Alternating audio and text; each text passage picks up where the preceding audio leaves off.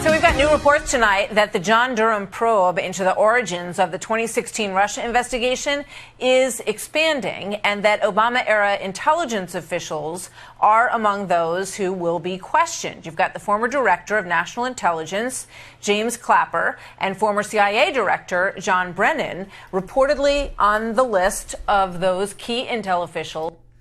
Reportedly on the list, and trust me, there's many more to come. Now, we're going to walk into this in great detail. There is so much to get caught up on. It's so easy to get confused. I don't blame you, so I did the research for you. And I'm going to present to you the facts. And by the time you're done with this broadcast, you will understand the magnitude of what AG Barr and Durham are doing and the potential for something to be exposed that is the greatest cover-up in U.S. history. Now, before we get there, I'm going to ask you once again, if you haven't subscribed to my YouTube channel, I certainly hope you will. Make sure the bell is checked and YouTube notifications are turned on. If you don't want to rely on YouTube to notify you, please go to justiceknight.com, now appearing just above my head. Put your email in, and I'll only send you an email when I post a new broadcast. Okay, so let's get this party started. First one on the blaze. Investigation into origin of FBI Russia probe reportedly expanded based upon recently discovered new evidence. The cornerstone to everything that's occurring right now. Why is this such a big deal? What's changed? It's the new evidence that's changed and an old character that's re-entered the whole drama that should have never not been focused on to begin with. Nunez, Jordan have been calling this out forever. Everybody's ignored them. And when we go through the documentation of what was deleted, what was removed, you'll start to understand exactly where the truth lies. Now, let's just take a step in. Where did this all truly start? When this man here decided he was going to run for president. And the wheels were set in motion to destroy. Peter Strzok to Lisa Page. You get all our Oculus lures approved? No, it's just implicated a much bigger policy issue. I'll explain later. Might even be able to use it as a pretext for a call. Well, if you haven't heard of this whole Oculus lures, you really need to understand it to understand what we've now done a 360-degree circle back to. As you see here, outside contiguous U.S. spies. Simple phrase, right? Spies outside the U.S. who are ultimately going to be used to spy on Trump and his campaign and everybody who surrounds him. But that is simply the very tip of the iceberg. You see this even hit mainstream media, CIA-run media.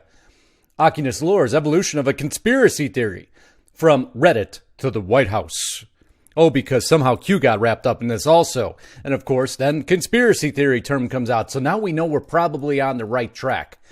So how did this all initiate? British spies were first to spot Trump's team's link with Russia. The Russian narrative was critical to disbanding the truth. The truth of who's actually using Russia. And it's not the man you see on your screen. Does he have ties with Russia? Pretty much every government official will. You can't really get around that. Everybody knows everybody. They're government officials. They're supposed to talk to other countries. But let's just look by that for a second. Let's go into the actual article. One source called the British eavesdropping agency the principal whistleblower. See, we had whistleblowers way back then. We just have unidentified whistleblowers now. In the complete kangaroo court impeachment trial we have. There's a reason, though, Adam Schiff is making sure nobody's involved, because one of his documents that I'm going to show you on the full version of this broadcast exposes everything piece by piece that we're going to cover here in the beginning in very small form, and then we're going to give very large form. And you know where to find that at. Well, let's continue. The Guardian has been told the FBI and the CIA were slow to appreciate the extensive nature of the contacts between Trump's team and Moscow. Dropping down, it looks like the U.S. agencies were asleep. The European agencies were saying there are contacts going on between people close to Mr. Trump and people we believe are Russian intelligence agents. Well, they're not Russian intelligence agents at all. at least as I've surmised, and you'll see why. No, they're a lot closer to the U.S. than anybody, including Adam Schiff, Brennan, Comey, Strzok, Page, Hillary, or Obama want you to know.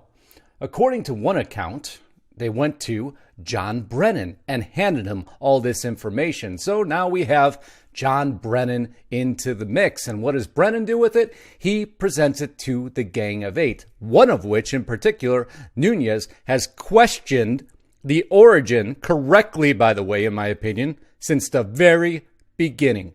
Follow him, follow a couple other pieces, the Adam Schiff document I'm going to show you later, and you will understand how this all gets pieced together, who has the ghost key.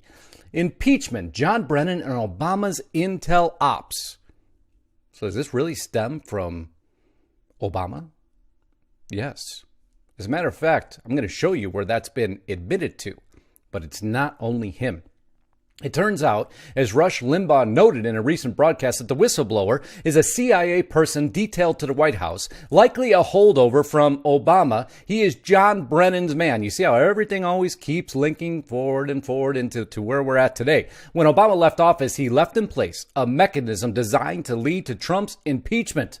The revelations of the intel community about Russia collusion with the incoming president.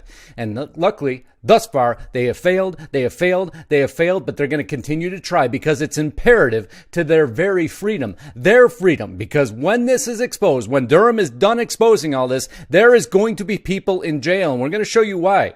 Yet another way Obama's spies apparently exploited the Trump dossier.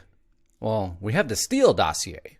And then we have the first report that came out, the much-hyped Obama intelligence report that determined Vladimir Putin ordered Hillary Clinton's campaign emails hacked and leaked to help Trump's chance of victory, and hence where the lies began.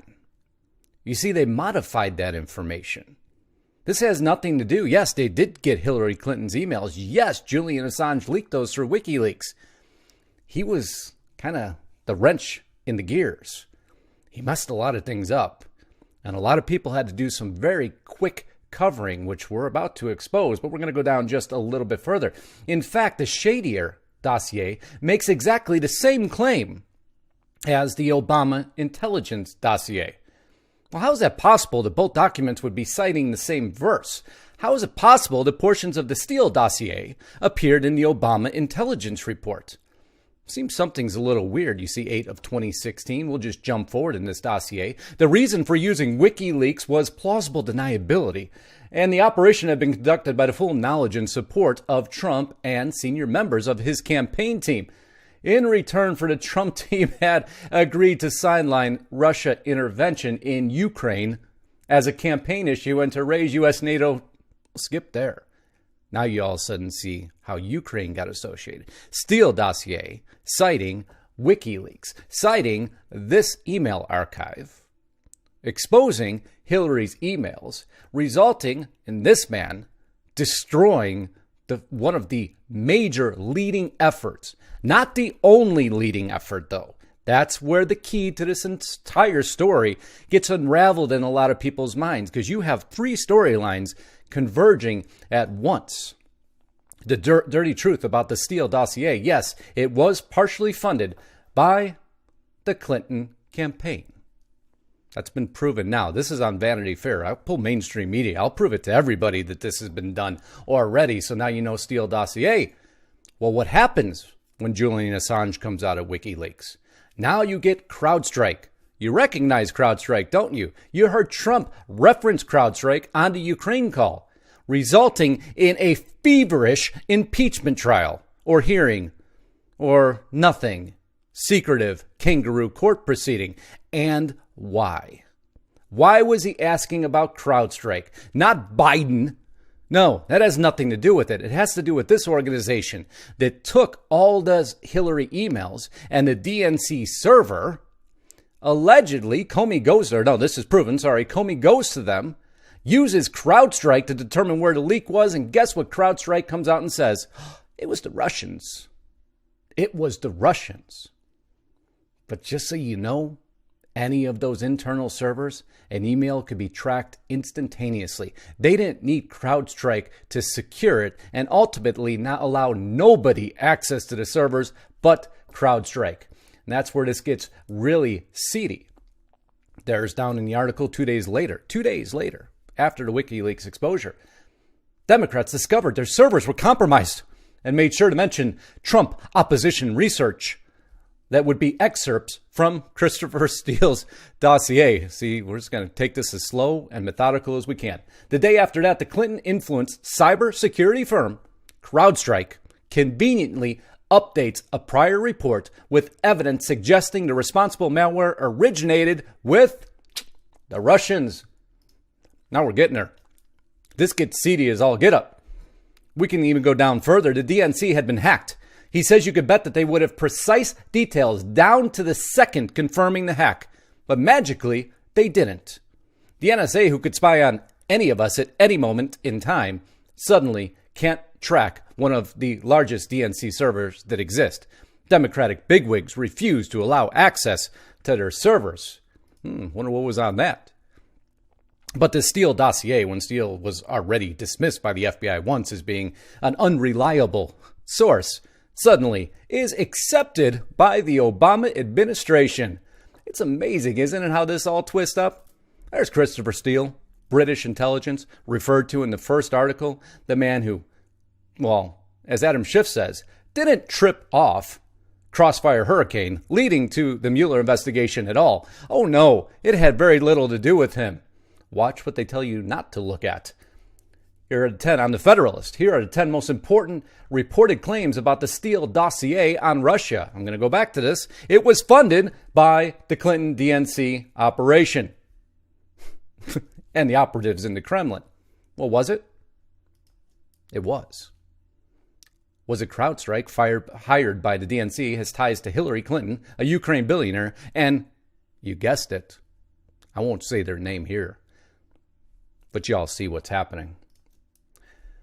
And then the weirdness ensues. Recall that the FBI was denied access to the DNC servers by the DNC itself and simply agreed to rely on the results provided by CrowdStrike, which, as you can see, has ties to all sorts of anti-Russian organizations and individuals. I find it absolutely remarkable that James Comey, head of the FBI, outsourced his job to CrowdStrike, the Hillary connection CrowdStrike, to turn it into a Russian hoax. Now we have the pieces starting to fold together.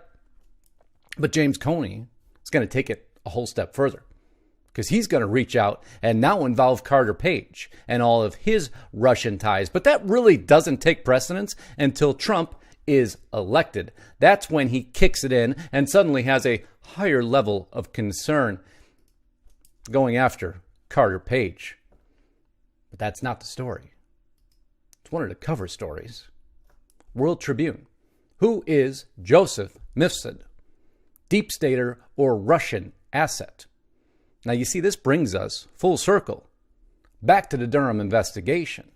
And if you missed who this man is right here, he's the key to everything, pretty much all the way back to that stroke page text I showed you in the very beginning and those clandestine foreign U.S. spies. Of course, the article states if Mifsud is a Russian agent and the FBI contends, then it would add credence to why Trump people were investigated. If he is a Western agent, as Trump people suspect, then the Obama administration may have begun to probe fraudulently, based on planted evidence, Scarborough wrote. What is known about Mifsud was a crucial player in the launch of the Trump-Russia investigation. That is also confirmed by Adam Schiff. You see, when Durham came out and said we have new evidence, it turns out to be a couple cell phones and a transcript that may link everything back to Joseph Mifsud and a completely fraudulent investigation. This is resulting in what could be now the biggest exposure that America's ever seen, the biggest cover-up that America has ever seen. So until next time, I can't thank you enough for being here. Please subscribe to my YouTube channel to see the full version of this information. Go to restrictedrepublic.com. We work diligently to get there. We have to get there. Because now that I've shown you who's involved, one name in particular, don't judge us for having to move and having to reinforce ourselves. If you want the truth, I beg of you, please move over. I'll continue to do what I'm doing here. But just so you know, the remainder of the story and why it's been moved is for very good reason. I've researched it in great depth, and it has to be done. So until next time, Godspeed and God bless. Justice Knight, signing out.